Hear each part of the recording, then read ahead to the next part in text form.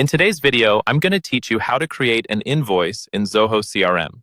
We'll walk through creating an invoice manually from the Invoices module, step by step, so you can follow along on your own screen.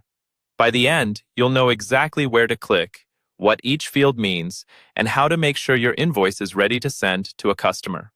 First, open your Zoho CRM account and look for the Invoices module. Depending on your layout, this might be along the top navigation bar or in a side menu. Go ahead and click on Invoices to open the main invoice list view. This is where all of your existing invoices are stored, but we're going to create a new one from scratch. In the top right corner of this page, you'll see a button that says New Invoice or Create Invoice. Click that button to start a brand new invoice. This will open up an invoice creation form with several sections you'll need to fill out. Start with the basic details at the top. In the subject field, type in a clear name or reference for the invoice. This could be something like Website Design Project, March, or whatever best describes what you're billing for. A descriptive subject makes it much easier to find and recognize the invoice later. Next, choose the customer. Look for the field that asks for the account or contact. Use the search option to find the correct customer in your CRM.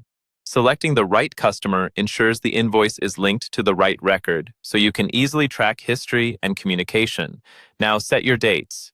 Enter the invoice date, which is usually today's date or the date you want the invoice to be issued. Then add the due date, which is when payment is expected. Make sure this lines up with your payment terms, like 15 or 30 days from the invoice date. Once the header details are in place, scroll down to the product details section. Here, click on Add Line Items. This is where you add the products or services you're charging for. Use the search to pull items directly from your CRM product list so your descriptions and prices stay consistent.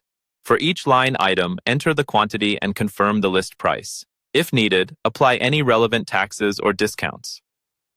Take a moment to double-check that your totals and tax calculations look correct.